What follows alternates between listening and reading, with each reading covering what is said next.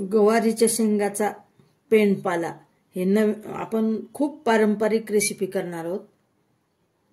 ही खूप पूर्वीची रेसिपी आहे। तर हे गवारीच्या शेंगाचा पेंडपाला आज आपण करणार आहोत। तर ही एक पारंपरिक भाजी आहे। ही फार पूर्वीपासून म्हणजे आमच्या आजीच्या काळापासून ही त्याच्या पण आधीपासून ही भाजी करतात। ही भाजी भाकरी चपाती भात हे कशाबरोबर फुलके कशासोबत पण ही भाजी छान लागते। तर त्याच्यासाठी हे आपण साहित्य आता घेतलेलं आहे। गवारीच्या शेंगा 100 ग्राम घेतल्यात। धुवून स्वच्छ करून निवडून घेतलेले आहेत। धुवून पण घेतलेले आहेत आपण।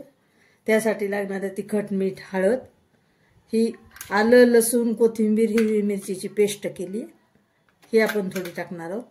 डाळीचं पीठ आहे त्यासाठी। खोबरं आणि शेंगदाण्याचं कूट आहे।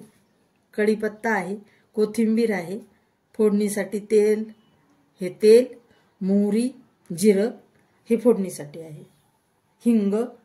तर आपल्याला आता ही रेसिपी करायची आहे। हे कुकर गॅस चालू करून आपण कुकर ठेवलेला आहे। गॅसचा फ्लेम चालू केली।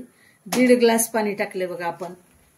ह्या ग्लासाने आपण 1.5 ग्लास पाणी कुकर मध्ये टाकलेलं आहे। आणि याच्यामध्ये आपण गवारीच्या शेंगामध्ये आपल्याला गवारीवर 1 कांड पाणी टाकले आपण। शिजायला आता आपण हे कुकर मध्ये ठेवणार आहोत। तर याच्यामध्ये हे पहा शेंगा बरोबर 1 कांड बरोबर घेतलेला आहे। आता आपल्याला या उकडून घ्यायचे आहे। त्यामध्ये अशा कुकर मध्ये आपण उकडून घेऊया। 4 शिट्ट्या करून घेणार आहोत आपण। पूर्वी आमची आजी काय करायची शेगडीवर करायची। शेगडीवर उकडून घ्यायच्या गवारीच्या शेंगा। आमच्या आईनं पण चुलीवर घ्यायच्या उकडून। पण आपण आता कुकर मध्ये करून घ्यायलो। तर अशा प्रकारे आमची आजी फार करायची। कुकर मध्ये आता आपण हे लावून आपल्याला हे 15-20 मिनिटं लागतात। 4 शिट्ट्या होतात ह्याच्या। मग आपण बघूया। आपण ह्या शेंगा आपल्या गवारीच्या शेंगा ह्या शिजलेल्या आहेत। आपण ह्याला 4 शिट्ट्या करून घेतलेल्या आहेत या शेंगाला। तर आता हे पहा तुम्ही पाहू शकता मऊसूत शिजलेले आहेत, मऊसूत झालेले आहेत। ह्याच्यातलं आपण आता पाणी काढून घेऊ सगळं। आणि शेंगा आपण सगळं पाणी काढून घेऊ छाटून।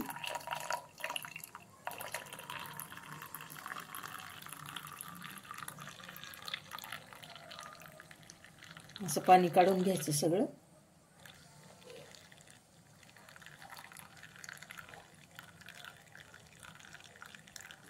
आपण बऱ्यापैकी सगळं पाणी काढून घेतलेलं आहे। आता हेच पाणी आपण नंतर उपयोगात आणणार आहोतच। बाजूला ठेवून देऊत। आणि ह्यामध्ये आपण डाळीचं पीठ टाकणार आहोत। ह्याने घेतलेलं आहे मी बाउलनं डाळीचं पीठ। आपण अर्धा बाउल डाळीचं पीठ टाकलेलं आहे। आणि आता हे चांगलं घोटून घ्यायचं। असं डाळीचं पीठ ह्या शेंगामध्ये चांगलं असं आपण घोटून घेऊया। एक जीव करायचं चांगलं।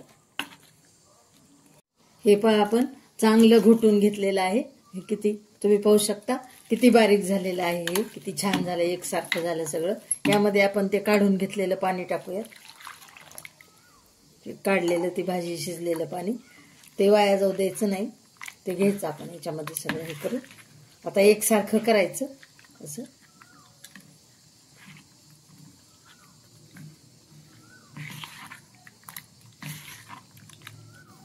एकसारखं झालेलं आहे, पाहिलेलं आहे आपलं एकसारखं। हे असं करून घ्यायचं छान घोटून केलेलं आहे आपण। आता आपण याच्यामध्ये पाणी घालू शकतो। आपल्याला पाहिजे तेवढं आपण पातळ करू शकतो, पण जास्त पातळ करायचं नाही, मग त्याची चव लागत नाही। त्यामुळे आपण 1 वाटी पाणी ह्या वाटीनं 1 वाटी परत पाणी घातलेले आणि ते उकडलेलं ह्याचं अर्धे पाऊण वाटी ते पाणी घातलेले। 1.25-2 वाट्या पाणी झालेलं आहे आपलं। ह्याला बस होतंय, नाही तर चव लागत नाही। मग जास्त जर पाणी घालाल तर ते वेगळं लागतं। त्यामुळे आता हे शिजून आपलं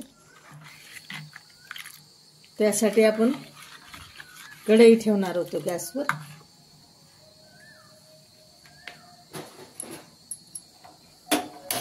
फोडणीसाठी आपण गॅसची फ्लेम चालू केली आणि फोडणीसाठी आपण कढई ठेवलेली आहे.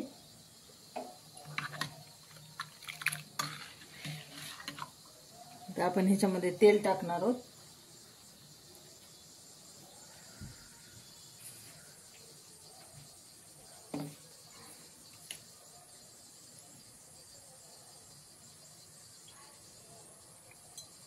तेल तुमच्या आवडीप्रमाणे तुम्ही टाकू शकता.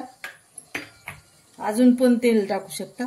मी ह्या टेबलस्पून 4-5 चमचे तेल टाकलेलं आहे.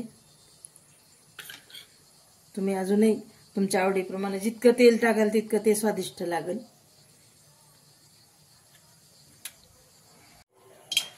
आपण थोडी मोहरी टाकून पाहूया. टाकून पाहू थोडी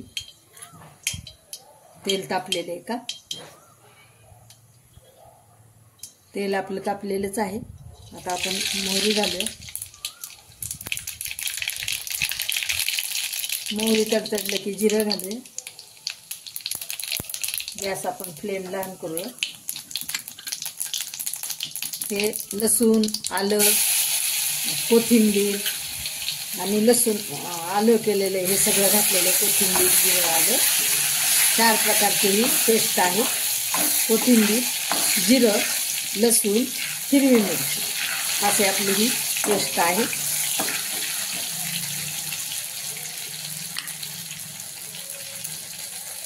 आता आपण टाकू थोडा हिंग. हिंग थोडा जाऊ द्यायचा. आता टाकू थोडा कढीपत्ता आहे.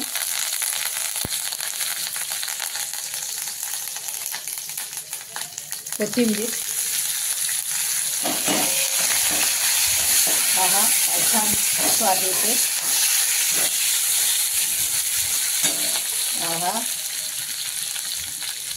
आता आपण टाकू याच्यामध्ये तिखट. 1 टेबलस्पून तिखट टाकलेलं आहे छोट्या टेबलस्पूनने. आपण अर्धा टेबलस्पून हळद घालूया.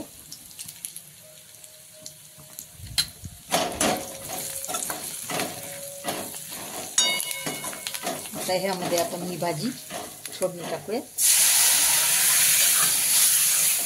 पहा काय कलर छान आलेला आहे.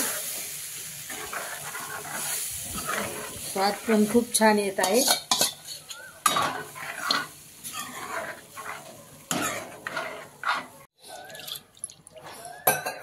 आपण थोडंसं हे विसळून टाकूया भांड. बघा तुम्ही पाहू शकता कलर किती छान आलेला आहे आपल्या ह्या पेंट पाल्याला. खूप छान कलर आलेला आहे. आपण याच्यामध्ये टाकू आता शेंगदाणा कूट आणि खोबऱ्याचं कूट दोन्ही मिक्स आहे. तर हे आपण थोडंसं ह्या टेबलस्पूननी 3 टेबलस्पून टाकलेलं आहे अंदाजे. आणि आता आपण ह्याला टाकणार आहोत मीठ.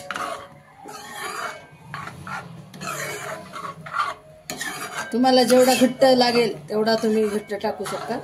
अजून ह्याला आपण वरून तुम्ही फोडणी घालू शकता. आणि लाल मिरच्याचा तडका पण तुम्ही करू शकता. मी केला नाही, तिखट मला जमत नाही. तुम्ही ह्याला तडका पण अजून डबल देऊ शकता, फोडणी देऊ शकता. तर आपण आता मीठ घालूया. ह्या टेबलस्पूननी अर्धा ते पाऊण टेबलस्पून आपण घातलेलं आहे मीठ. तर अशा प्रकारे आपण ह्याला आता 2-3 उकळ्या चांगल्या येऊ द्यायच्या. हा झाला आपला पारंपरिक गवारीच्या शेंगाचा पेंडपाला. डाळीचं पीठ लावलंय आपण त्याला, त्याचा हा झाला पेंडपाला. फार पारंपरिक हा पदार्थ आहे. खूपच वा काय छान झालेला आहे. खूपच छान रंग सुद्धा आलेला आहे. नक्की करून पहा.